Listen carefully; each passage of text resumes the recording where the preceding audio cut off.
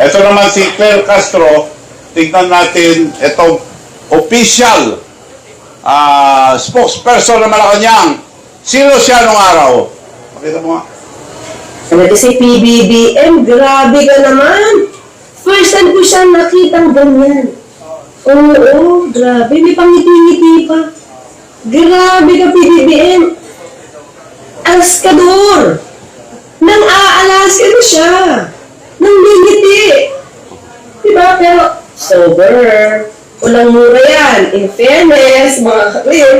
In fairness, walang mura. Pero grabe ka, PBBM. Ngayon ka lang namin nakita ng mga kakli na ganyan, ha? Tuloy mo lang.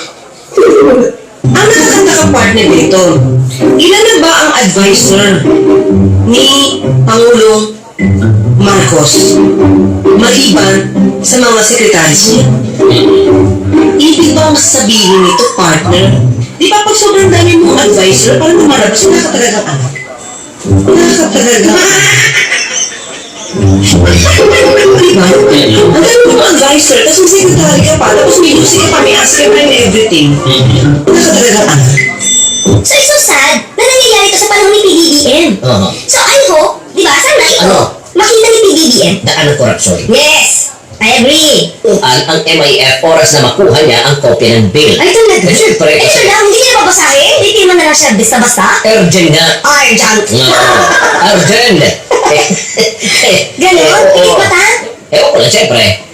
Babasahin pa yun ng Pangulo bago niya ito pipirma. Oo, bakit ganon, partner? Di ba? Babasahin niya muna, hindi naman pagkabigay sa akin, firma na agad. Ano yun?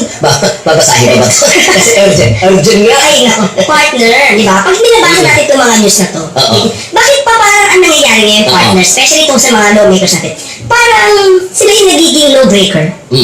Di ba? Lawmaker na lawbreaker. Di ba? Partner, doon pa lang sa pag-certify na urgent ito, hindi na ito naaayon sa Constitution. Kasi mag-certify ka na as urgent at pwede madaliin kapag ka meron tayo, pag may public emergency, o yung kinakaharap mo na yung calamity.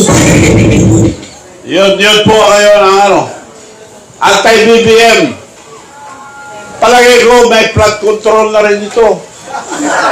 Iba na sinasabi ngayon eh. Aliwanag kung anong klaseng tao itong mga natira sa kanya. So may kasabihan, same feather flocks together. Magkakasama sila. So yun mo nangyayari sa ating bansa. Puro kasinungalingan. Ito, kung mga Alaska kayo, kala mo, BBM na BBM. Pero binabalata na si BBM noon.